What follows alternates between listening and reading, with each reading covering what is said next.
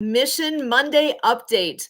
My name is Sue Roskoff. I am an ambassador here with Project Die Hard, and we are here every Monday night at 6:30 p.m. Central Time to give updates on what is going on with Project Die Hard, what is the latest news, and also to introduce some individuals who are friends and of the association here with Project Die Hard, so that everybody can meet those that are interested in what's going on here and to see what pieces they bring to the table. And I'm actually really excited for the wonderful gentleman joining us here this evening. But hang on, that's coming. First, I want to give some updates here, and I do want to say Brian Gibson is the guy. He's always here and is doing this update. He had something that came up tonight. So we are a team. As he always says, teamwork makes the dream work. So we're here working as a team and making this happen and doing all the things here, even with him having a priority that took place that he's not here with us tonight. But I know he sends his regards. So with no further ado, back to what he had sent us for updates.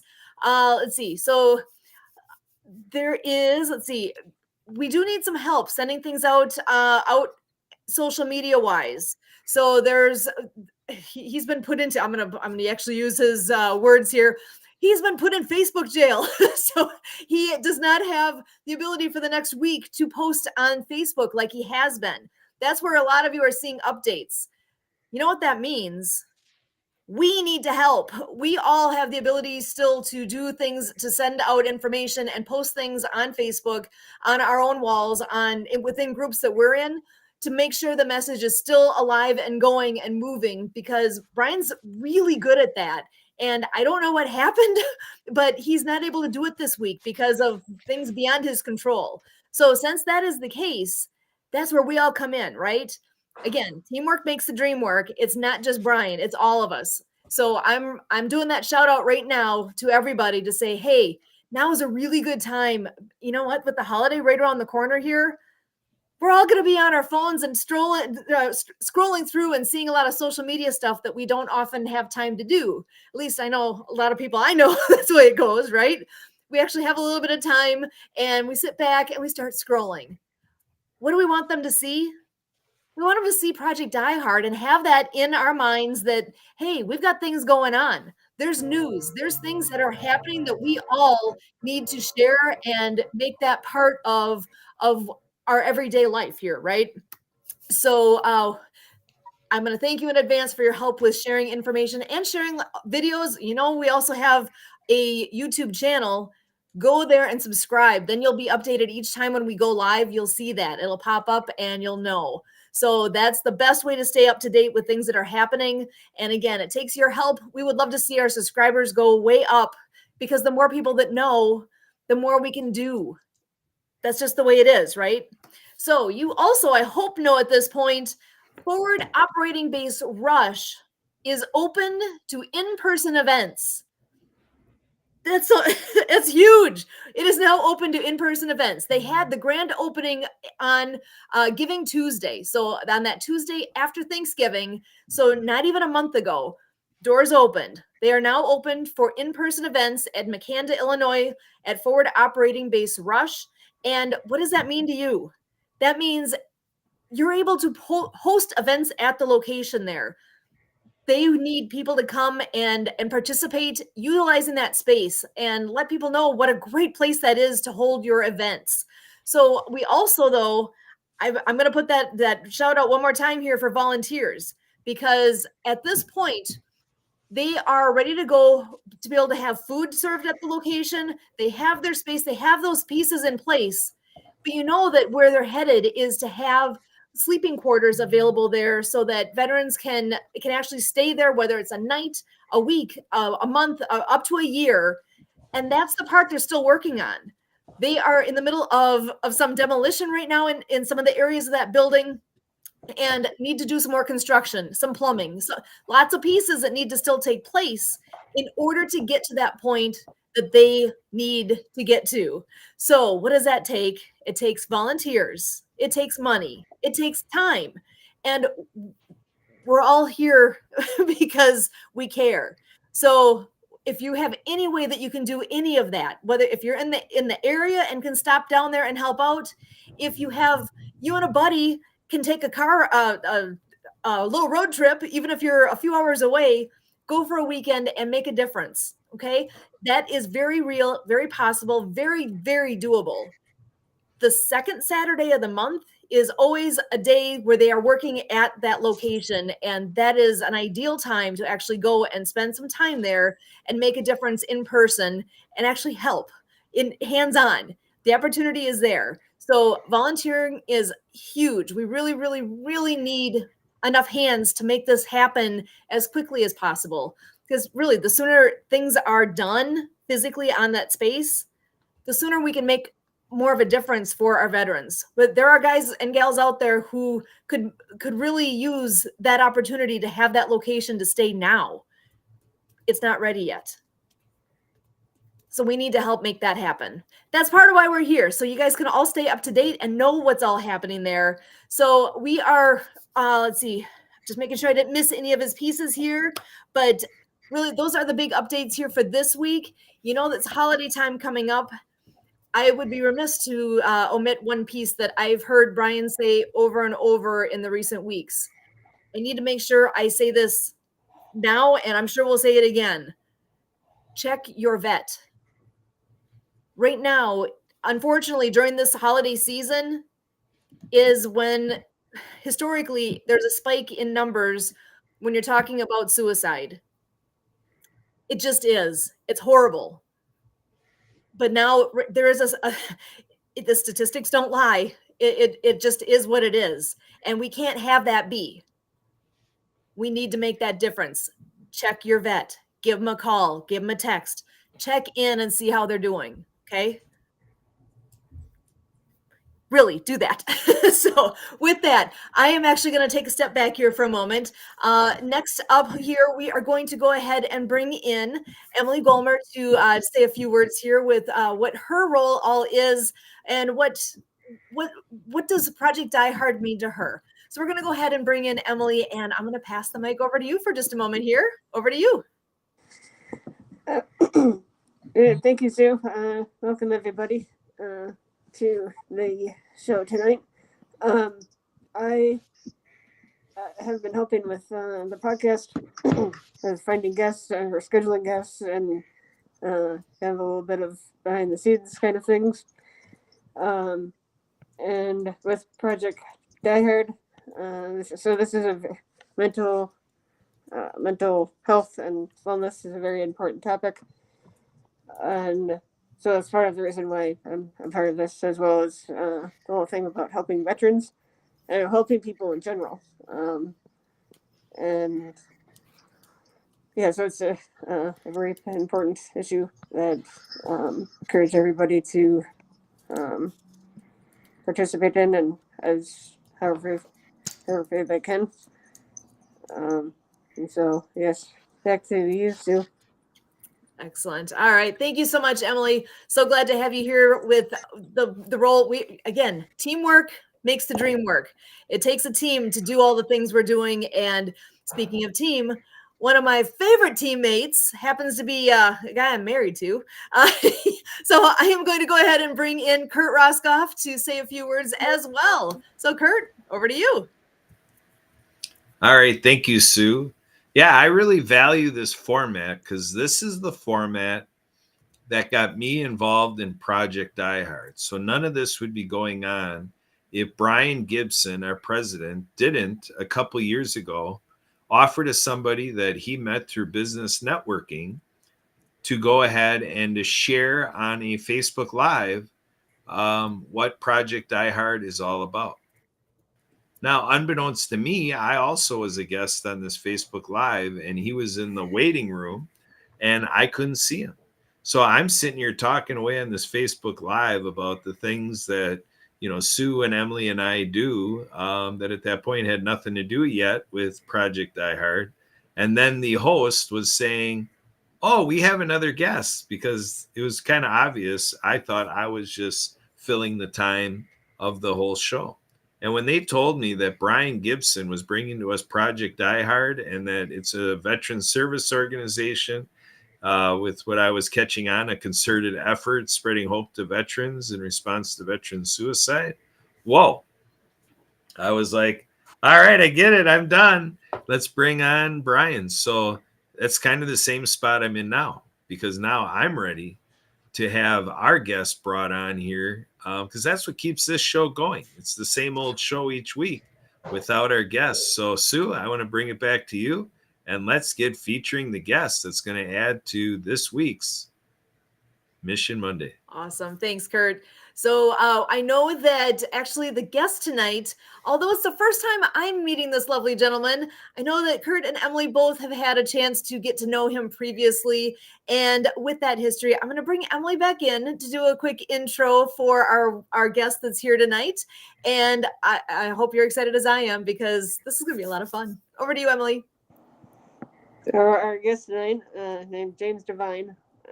Kurt and I met him through a veteran networking group out of Colorado Springs, Colorado.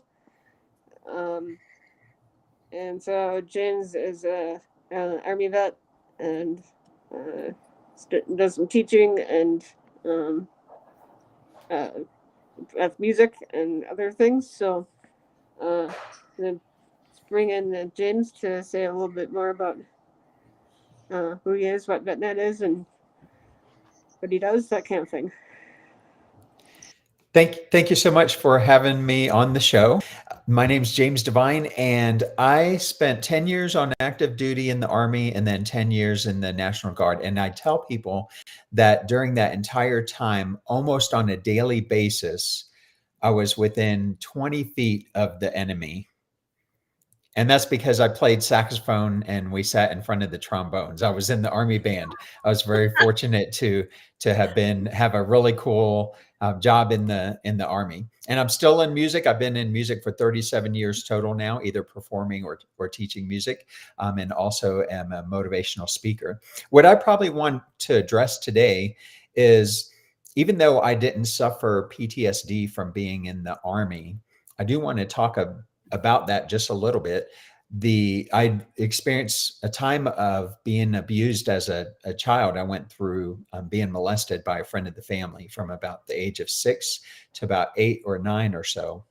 And I know that affected me in so many different ways. One of the ways was PTSD. I would wake up with night sweats and in a panic. And even into my early adulthood, when I first got married, I was experiencing this and I had to find a way through healing through that. And it started at about the age of 16 when I made the decision to forgive the guy who had molested me. So I just want to say that as a thing of encouragement for people who are suffering through PTSD. Please seek help for that and work through that with the help of other people. It's not something we can do on our own. Unfortunately, my mom often was thinking that it wasn't good for people to have counseling, and I wish I would have had it a little bit sooner. And I think I'm going to go back to Sue. It's all good. Yeah, I'm thrilled to have this chance to talk with you with all of this, because when I had that chance to look at your website, so jamesdevine.net, I absolutely love the part where it shows about you. The description on there: crazy Italian, musician, husband, father, granddad, cannoli eater, author. Like, oh my gosh, there's so many pieces to this that I absolutely love. So with what your experience has all been, I know you have that military background, and I personally, I don't. I actually am not. I don't have that same military background. I've always been a civilian. So there's that piece of what Project Die Hard is that I obviously have a different take, just because I haven't had that experience. I know a lot of things have been described to me, and I've heard lots of stories, but if you don't live it, it's not the same, right? So as somebody who is a vet, you've served in the Army, you've served in the National Guard. When you see what Project Die Hard is, where they are giving hope to veterans, they're a place to get whatever resource they need. whatever that might be, whether it's an ear to listen to, a place to stay for a while, being pointed in the right direction for whatever it is that's going on with them, that they have a place to go and have a place to find what they need. What does that mean to you? When you hear about what that mission is, what comes to mind? So healing and forgiveness and going through something is always a step-by-step process. So I've been a teacher for about 25 years. Once I left my full-time Army career, I got into full-time teaching. And one of the things we talk about with students is if they're coming to your class to learn music or math or Spanish or whatever they're coming to learn, but if they don't have enough food to eat, then it's not going to matter much what you tell them about music. It's not going to sink in because they have other things that they're dealing with. But once you can get those needs met with the food or whatever the other needs might be, then you can start having them grow in other areas. And so one of the things that you guys are doing, it sounds like you really look at that whole person thing. It's not just, hey, we're going to treat you for what you're going through or help you with what you're going through. We're going to help you with the practical things that you need so that you can move forward to what the next level is. So even in my own journey, I talk about it as being the next step. If it's to get training for a job, that's the next step. Once they get that, then it's going to be help for job hunting and each of these things. But all throughout, if they're suffering from PTSD or having thoughts of suicide, those are things that they definitely want to take care of those things right away. Yeah, and I like how you're speaking to that as far as the next step, because I when you look at that 1,000 steps forward, that's a long ways off in the distance. There's a lot of steps to take to get there. So Right. to just focus on the next one and then the next one, that makes a lot of sense to me, because then those are bite-sized pieces. I can do the next step. I can really appreciate what you're saying there. Yeah. Yeah. It's a layer on layer kind of thing. If you try to say, I need to get all of this done by next week, it's not going to happen. It's like when you're trying to lose weight. If you set a goal of 1 or 2 pounds a week, it's something that's very attainable. But if you're thinking, oh, I need to lose 50 pounds, and you try to do that in a week, it's not going to happen. And that first week, you might not even notice you lost any. If your goal was 50, for example, and you lost 2, then you're successful, but you're not seeing it yet. You're not seeing the results. Right. Because then even those small gains can be disappointing in a way, because it's not that big gain that you were looking for. So to have the small attainable goals like that, I think makes so much sense. And Right. And now I do want to ask, I saw on your website that you've got several books.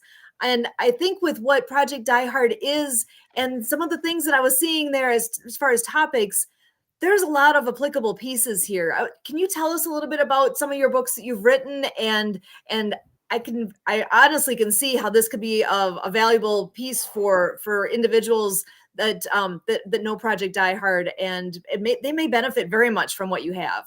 Sure. So the first book I wrote, it was my life story, and actually writing can sometimes be part of the journey to healing. I think for a lot of people. Now, not everyone's going through a story of abuse, poverty, forgiveness, and redemption. And it goes basically from when I was a little kid. My father was abusive to my mom. My mom was from Italy, so I'm a great product of the American dream, because my mom came here when she was like 21 to the United States. But we went and lived there in Italy for about 3 years, from when I was about 5 to 8. And that's where the majority of the abuse had happened, although it did come back to the States, because the person who had abused me, he was part of the military. There's a Navy base there in Naples, and he and his family actually came back to Norfolk where we were. So it kind of takes it all the way through. But the important part is the hope. So for me, in my journey, the reason I decided I wanted to forgive, because this unforgiveness was just like a cancer in my heart. and it was hurting me. It wasn't hurting the guy who molested me. But my faith in God really is important to me. And so when I would read the Bible and it talked about forgiving people, I could forgive everybody except for George, the guy who had abused me. But at the age of 16, I realized that it was important to forgive him and leave that part of my journey behind. And so that book takes all the way through almost to the present day, where I married my high school sweetheart. I have had a successful career as a teacher and speaker and musician, and 4 grown kids and now 10 grandkids. The next book was called The Saxophone Diaries. And that's just like, it's kind of a bathroom reader. It's just a compilation of short stories, a lot of them from my time in the Army, and short motivational things that some of them are funny. Some of them are like, here's how to set goals, but it's just a collection of stories. And then probably the most recent one is called I Can Only Imagine. And it's funny stories from growing up Italian with an Italian mom. And that started off as a joke. And then people said, oh, you should really write a book about that. And I jotted down some ideas and tried to see, do I have enough ideas to put into a book, enough stories to put into a book? And when I realized I did, I went ahead and made that one as well. Yeah, I gotta say, when I was scrolling through the books on your site and I came to that one, I literally laughed out loud because I love that title. It was perfect. Of course, I brought it over to Kurt right away. Like, did you see this? Do you know? That's awesome. Yeah, I love all the pieces you have there, and I think with what you were saying about being able to look at the writing that you did, and that can be a therapeutic piece of that healing process. Absolutely. If you have to think about it, I mean, we all have our own thoughts, and we live in our own heads all the time, right? And to be able to take all the things that are going on in there and to put it together in an orderly fashion that way, to get it out whether it's for yourself or for the world, there is a different way to think about it when you're going to put pen to paper and to actually help to process whatever is going on in your mind. That really is huge. That I love that. There's a guy who I just heard about right now. I can't remember his name, but he bought a World War II rifle, and he's gone around, and it started off as his neighbor was a World War II vet. And when he brought the rifle, the guy started telling all these stories. So he made it a goal to talk to as many people, and he brings the rifle with him, and they sign the rifle. But I think he's got either a book that's coming out soon or has already come out that he's compiled all these stories of these veterans. So they kind of got their story out orally, and he put it down into writing. So even something like that, if someone can't just thinks to themselves they can't write, or it's too painful, or they're not good at writing, maybe they could record their stories, if not for themselves, for their kids and grandkids and nieces and nephews and the school kids who need to hear those stories of the not just the World War II, but the Vietnam vets are getting up there in years now, and we want to make sure we have those stories, and of course the Gulf War and all the more recent things as well. Yeah, when you think of the stories, whether it's a story of your own or of a story that you've heard, and I guess I'm thinking any way that it might relate to Project Die Hard and healing and hope. Are there any stories that stand out in your mind? Because I'm a person that loves stories, and stories tell so much sometimes. Are there any that stand out in your mind that you can share with us? With as far as like tying into what Project Die Hard does? Yes. I can't think of any specific to that at the moment. Okay, totally fine. I'm just throwing it out there. I'll ask this then. How about the stories that you've written? I know you said you have some that are just little short kind of versions of story. What's your favorite? What's your favorite story that you've shared? So I have a lot that are favorites, but I'll share about one time when I was at BNOC. And for those who don't know or who were not in the Army, it's like a mid-level leadership course. Basic non-commissioned officer course is what that stands for. Of course, we're always using acronyms, right? And I was never one of these people who was like military order with getting everything just lined up and just perfect. But I would do whatever I needed to not get in trouble, so that I didn't want to stand out from basic training on. But in this this BNOC course, they gave us some guidelines. They said, we want your lockers to look just so like this. And they gave us a page of guidelines of what they were looking for. And there's going to be a contest, and we're going to give a little prize to whoever wins the contest. So they gave us the afternoon to put things together. And I think it was like your uniforms had to all be ironed and your drawers had to be laid out a certain way. And I just did the minimum to not get in trouble. So what that meant for me was the sleeve that was facing out on the hanging items, I ironed that sleeve nicely. The rest of the uniform was a mess, or was, maybe not a mess, but it was just normal. But I was done in like an hour, and there were some people who really wanted to win this award and spent the whole 4 hours trying to get everything and measuring it. And I think I just eyeballed things and got it looking pretty good. Well, I ended up winning the award. And then I was terrified because it's like one of these people who really wanted it, they're going to rat me out, because everyone knew what I had done. And they're kind of laughing that I had won this award, but no one ratted me out. And it made me realize just how silly some of those things are for something that in my opinion, doesn't really matter. So if we have someone who really likes that order, I don't mean to put them down, but it just was comical that I won that award. I love that. Sometimes unexpected fun things like that, that's awesome. I love it.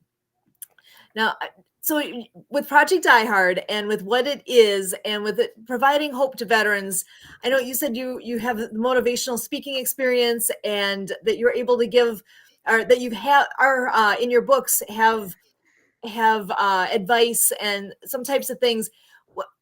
When you think about how horrible the problem of suicide amongst the veteran community is, what would you say to someone, or what would you be able to do with or towards Project Die Hard that would be a benefit to others? I'm just thinking with words that you might have of hope for anyone who is in that place in their life.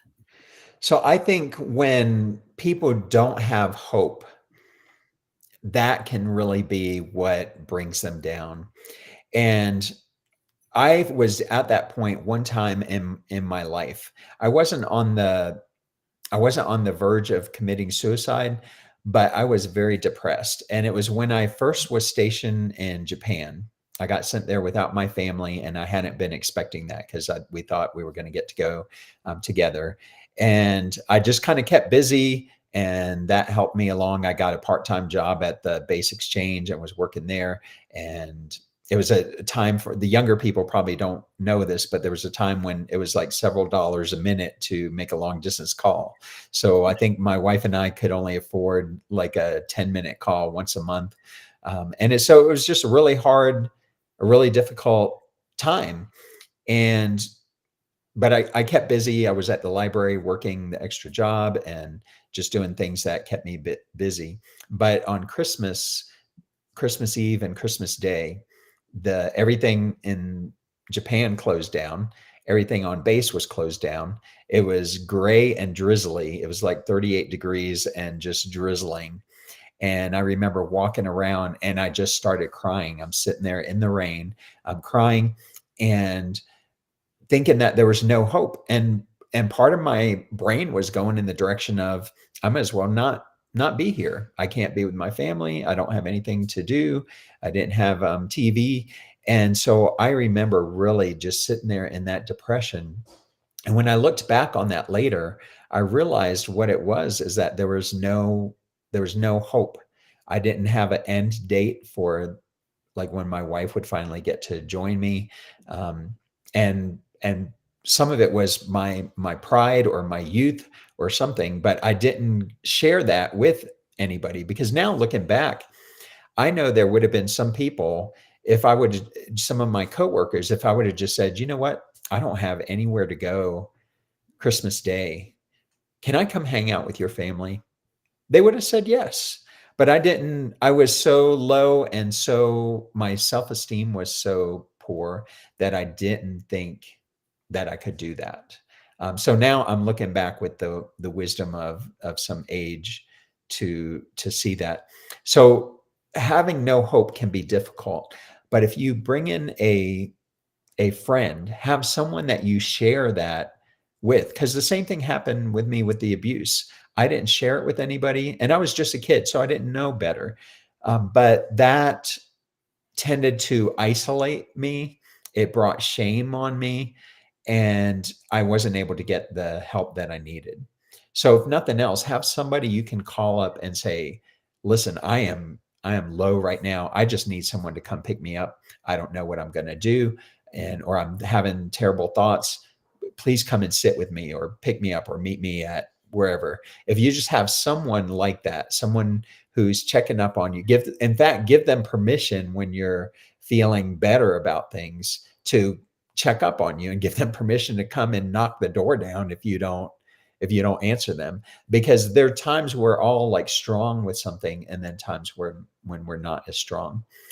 There's a beautiful passage I was just reading it this morning, written by what some believe to be the wisest king of all time in ancient Israel, King Solomon. And he talks about a strand of 3 cords is not easily broken. And that strand, the pastor at my wedding used that to describe the husband and wife who are also joined together with God. If you have that cord of 3 strands, it's hard to break it. It's not impossible to break, but it's much harder to break it. So everybody needs someone in their life who's going to help them. It could be a spouse, it could be a friend, it could be a parent, it could be a counselor, or all of the above. Sometimes that's what we need. And so I really encourage everybody to have that strand of a person to be with them, to walk alongside them. Excellent. Yeah, with the holiday right around the corner here, we are literally a week away from Christmas. And I know, like we were saying earlier, the holiday spike, which is, it feels funny saying that, but it's true that this is a time when suddenly you might find yourself by yourself, and you don't want to be by yourself. Nobody wants to be by themselves and have that hopelessness going on. Check your vet. I love what you said too, though. It's okay to pick up the phone, and if you, like you were saying, if you would have talked to somebody, one of your coworkers, it probably would have been a real easy thing to work out, to say, hey, to join them with whatever their holiday plans were.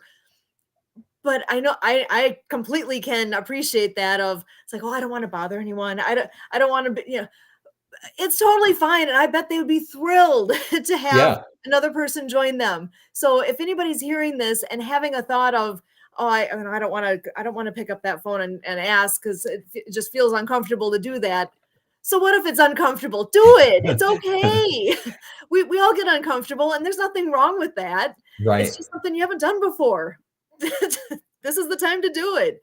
And to go back, check your vet. If you know anyone who might be in that scenario, pick up the phone and check on them, see how they're doing, and be the opening for them to say, hey, come on over. You have a place to be on Christmas? Yeah. Come on over. So and with the magic of all the online tools these days too, even if it's from a distance and they can't come over, if they live a long ways away, we're on a screen right now talking to each other face to face, even though we don't live anywhere near each other. That is so easy to do these days. You can check on people and have a conversation so easily these days. Definitely.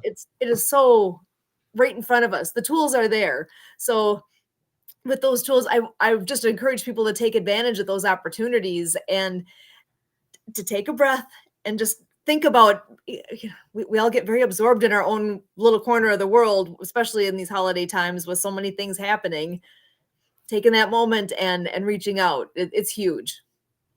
Definitely. So, and I know Kurt's in the background right now. I would love to bring him in to be able to join our conversation here. I know you guys have gone back. I don't know how long you've all known each other, because I know you met originally with VetNet. Can you tell us, actually, James, just a little bit about what exactly is VetNet? What is it that brought us all together here? So VetNet is a community for veterans or people who just support veterans. It's a networking community. And so in a networking community, you are kind of watching out for each other. Everyone talks a little bit about, so one of the things we do early on in each meeting, we meet once a week, is you get a 30-second pitch for your business. And then we try to connect. So, and not necessarily because I might not need roofing today, but maybe I know that Sue needs roofing. And so if I know a roofing guy, then I'm talking to you one day and you say, oh yeah, I just got a hole in my roof. Then I can say, oh, talk to Tim over here. He does roofing. And so we just kind of help each other. And as self-employed people, it can be sometimes a struggle because sometimes business is good, sometimes it's not. So I retired from full-time teaching this past June, and that's when I joined. So I've only been a part of it for about 6 months. And Frank Sinclair is a great connector in our Colorado Springs community. He's probably the best connector we have in town. And he's just great at connecting people, and everybody I meet seems to know him. They're like, oh yeah, I know Frank Sinclair. And he was the one who was posting info about it, and where I first found out the information about it. Excellent. And so for anybody who would be interested in plugging into something like that, when do you guys meet? We meet every Tuesday. Tomorrow is our last meeting for this year, but we meet every Tuesday at it's a place called Exponential Impact. And I can't remember where the address is, but it's just a little bit north of downtown Colorado Springs. And we meet from 8:30 to 10. And they start on time and they end on time. And everybody gets to give their 30-second pitch. We have a motivation thing. And then one person gets featured and they get about 20 minutes. And they can go more in depth about who they are and what their company and what their products are. So that is something you get on a list to be able to do that. I presented a couple of weeks ago and really had a good time presenting. Excellent. And Kurt, I know you've been plugging into VetNet as well, but you're not in Colorado Springs. So how is it that you plug in?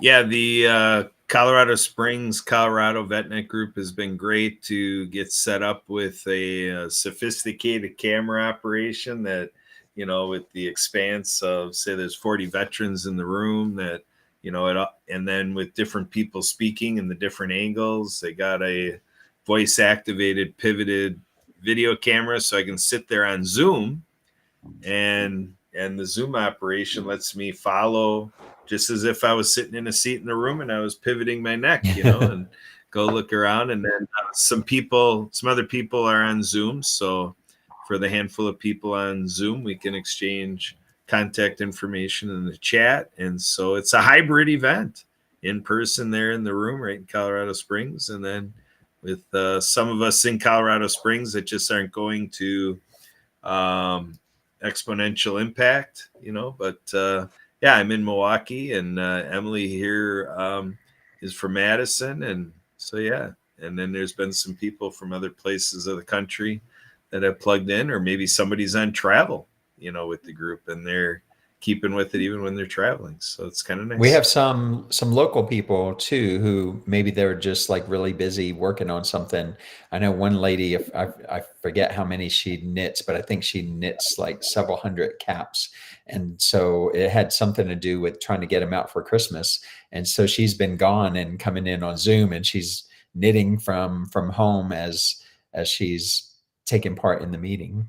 Oh, I love that. It makes it works. And that's fantastic. I love that there's a group like this, that VetNet, that there's a place for veterans to be able to network together and get to know each other and be able to help each other out. Because that even with Project Die Hard here, it's all about helping others, right?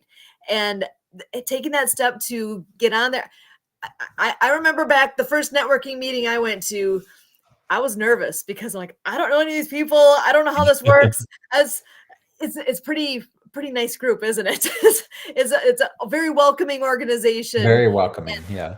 So if anybody ever would like to plug in and make connections, because really, even with that, like we were just saying, about check your vet. No, what a great way to be proactive and to reach out and make connections with others who are like-minded like that. And that I love that this is a possibility, that it exists, and it's actually brought you here with us too. So, and Kurt, I was just going to ask, I know you were listening in with the conversation we were having. I'm guessing you may have a couple questions that you wanted to bring forward from things that you heard. So I just wanted to give you that opportunity if you did have something on your mind.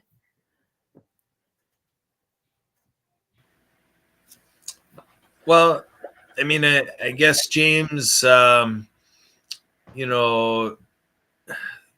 is kind of a delicate issue. I'm going to say that, we're here to spread hope to veterans. This is a tough time of year.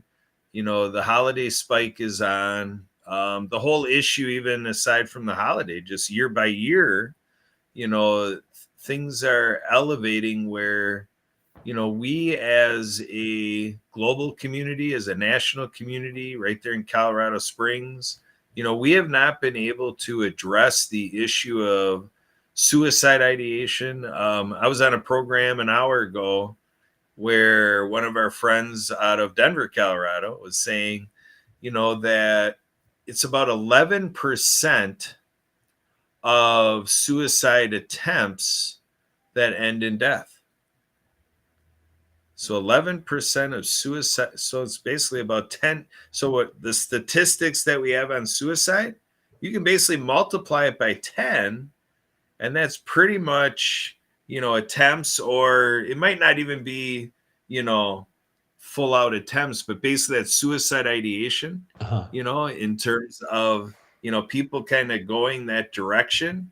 11% are the ones that, end in death. So this is just, a very pervasive thing. It's something that, like if we think of the male issue, that was the other thing that was happening an hour ago, was it was a men's discussion about how men are stoic and we don't talk. So now you got the veteran macho thing and you've got the male macho thing. And then, Sue, did you mention about the veteran service officers? No, actually, as you're talking, I'm thinking about that not only is there this holiday spike taking place, we as Project Die Hard is aware of multiple, I think you did mention this actually early on, that veteran service, what is the correct term?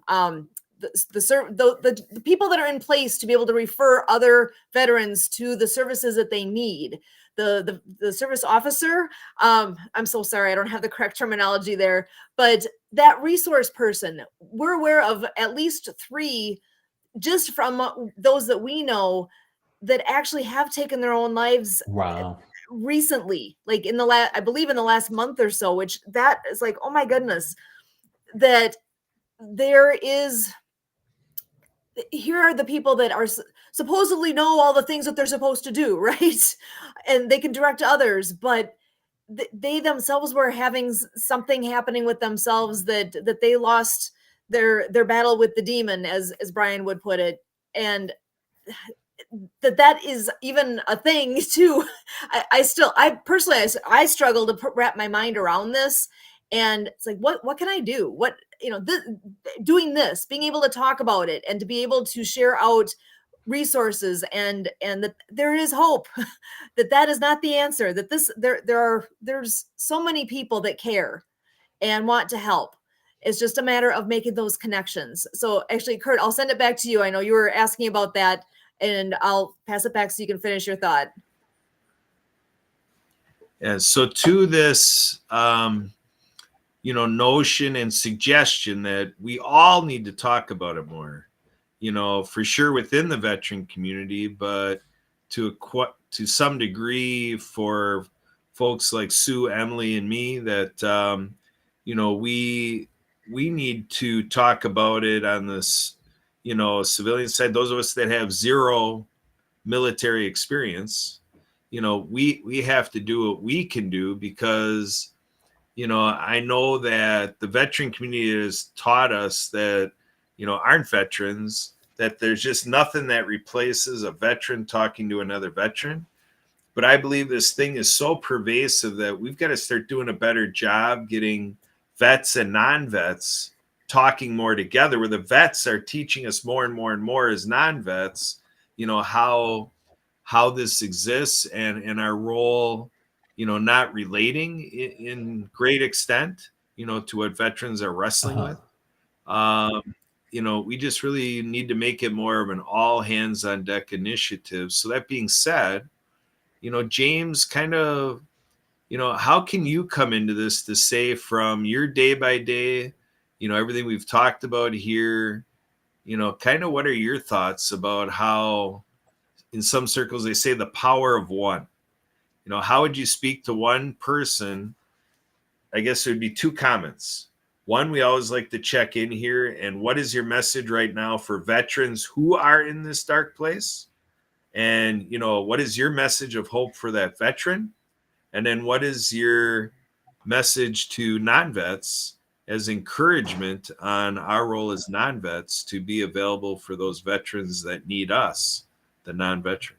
So I would say, so speaking to the veterans, I'm coming from the different side of life, being 57 years old now, and I just want to say to people, I have never seen a case where someone did follow through on their ideation that there wasn't a trail of pain and hurt for many years and for a lifetime. I've experienced it in my own family, people who've gone that route, and it causes so much pain. I know in the moment people are thinking that everyone's going to be better off without them, but no matter what it is, you need to get help, because there's people who need you. You've been created by God in His image for a specific purpose in this world, and if you're not there to fulfill your purpose, there's not someone else who can fulfill it exactly like you, because we each have unique gifts that are different from anybody else. Each of my grandkids, I have 10 grandkids, each of them has something different and unique that they offer, different quirks in their personality, different giftings that they have that we can already see coming out, even though they're from 11 down to babies. And so just please get the help. Don't let your pride get in the way of you seeking help. Don't think that men should be able to do it on their own, because they're not. We're made to be in community. My mom was a very stoic person, and she didn't commit suicide, but she lived the last 20 years of her life a sad life, because she kind of checked out. She was severely depressed, and when we offered to pay for her to go to counseling, and she was like, nope, I can do it myself. Just me and God. That's all I need. Well, God made us to be in community, and so we need other people. We can't do it all on our own, and it's not a sign of weakness to think that we need to. It's not a sign of weakness to go get help from other people.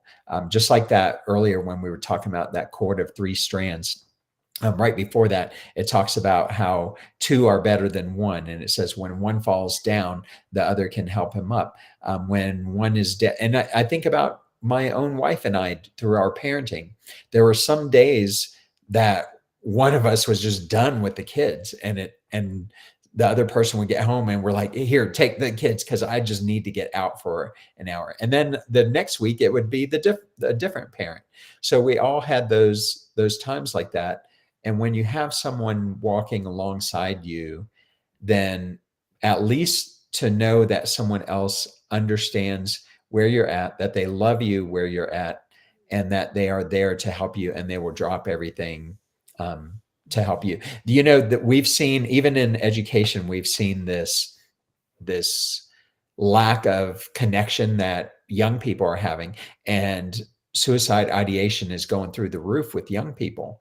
And part of it, some people say, is because all this so-called friends we have on Facebook and on social media, those aren't friends. They're nice to have. They're acquaintances. It's nice to keep in touch and see pictures of what people I used to go to high school with are doing.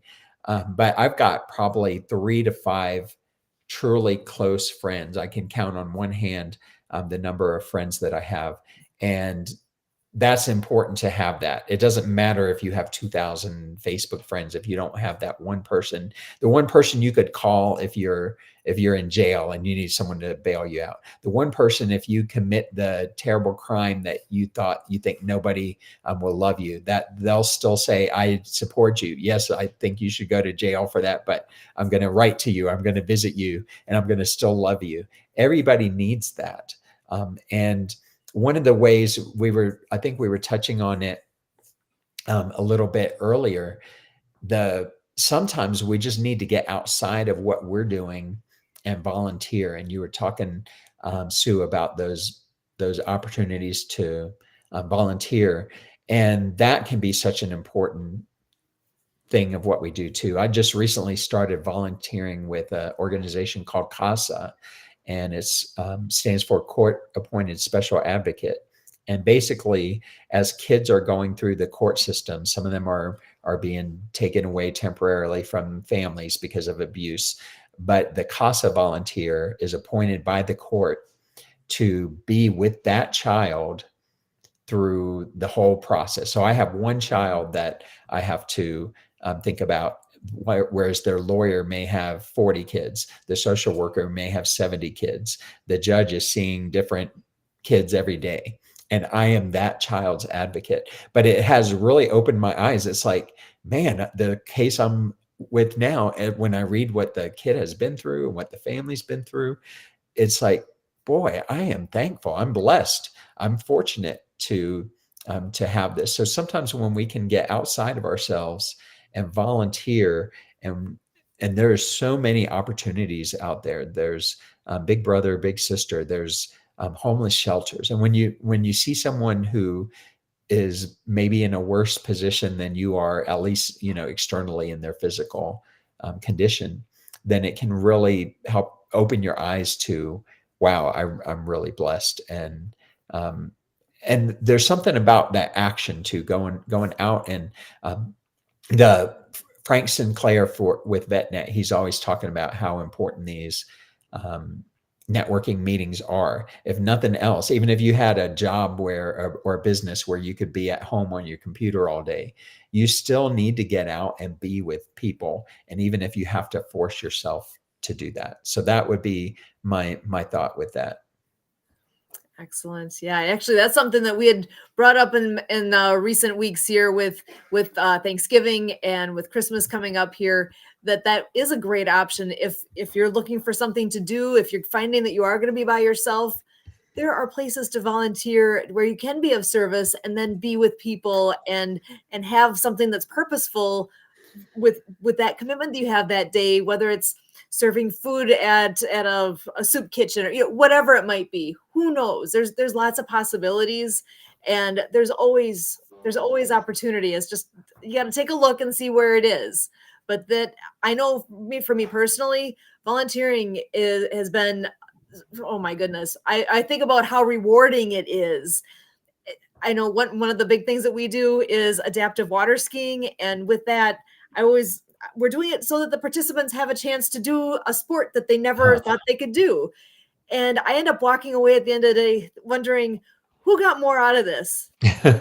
Participated or me as a volunteer? Because I'm smiling as much as they are.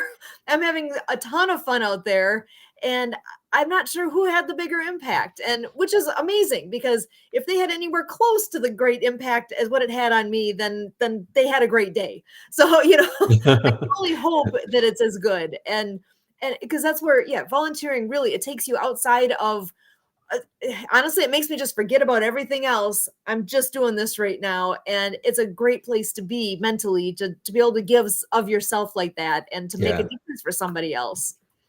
I like what Brian G says in the chat. He says, it's okay not to be okay. Brothers and sisters, reach out.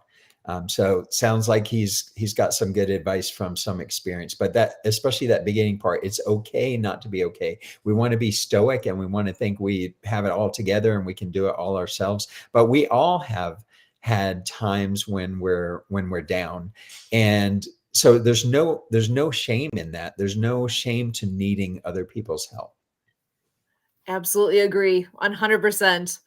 And I know we're coming up towards the end here. I do want to give each of us a chance to say just a final thought here to wrap things up.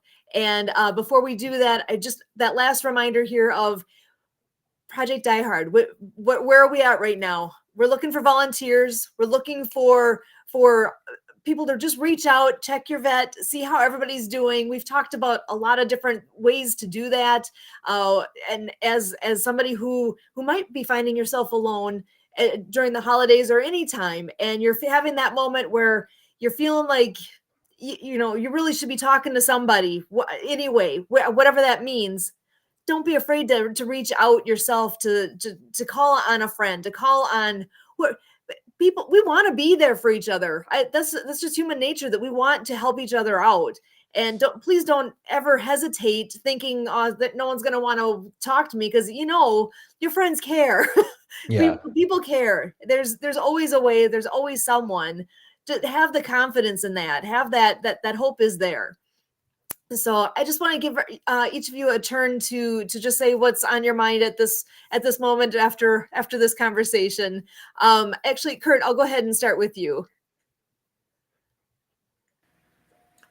I just want to insert in there, based on your point, Sue, that if anybody is thinking or wants to learn more about our volunteer opportunities at Project Die Hard, simply emailing volunteer@projectdiehard.org.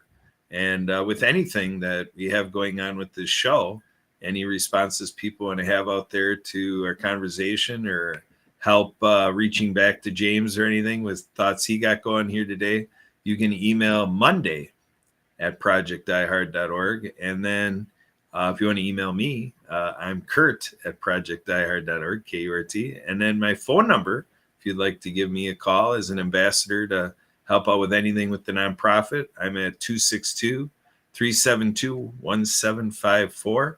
And obviously our website is projectdiehard.org.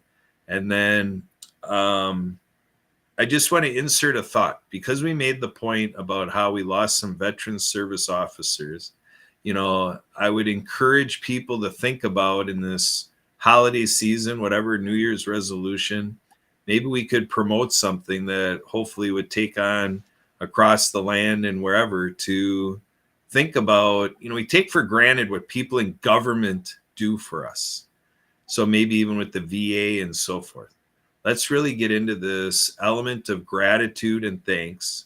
We're always thankful for the service of veterans, universally, but sometimes we can add that added overlay of specific thank you to, like, say, our veteran service officers, because that could be something that, Brian here with Project Die Hard makes the point that the more they can hear you speaking from your heart, and that they know that you have shared of your heart to them, that's something that could really make the difference for them that day, and maybe something that's kind of compounding their life. So again, I slipped it in there once before, I'll say it again. People are all around making the case for the power of one, and we believe that one is you. That's why we're doing this. So James, what are your final thoughts? So I just want to mention, I have a book that I'd like to offer for free. It's a quick read. It's about 40 pages long. It's called Sad Boy, Joyful Man. And it's just like a snippet of my story. And people can get that for free by going to jamesdevine.net and clicking where it finds books, where it shows books. And when you find that, then you'll enter a code called Mindshift for the code to get it for free. And then it's a instant download. You can save it to your computer, and it's got my contact info and everything on it. Excellent. Oh, thank you for offering that. That's fantastic. I am grateful to have you here as a guest here this evening, and for what you do here with Project Die Hard. We'll be here. We're going to be coming back, giving these updates on our Monday nights. We are Project Die Hard Mission Monday, and are looking forward to Brian coming back. I'm sorry you didn't get to meet him tonight. That'll be a future connection. We will definitely be able to connect you guys, because he is the guy. We are grateful for what he has done and what he's creating and all the things he does, because he's amazing. But there's it's a pleasure to have him here and doing all the things he's doing and for such for the mission. There's a reason he's doing what he's doing. I wish there wasn't a need like there is, but there is.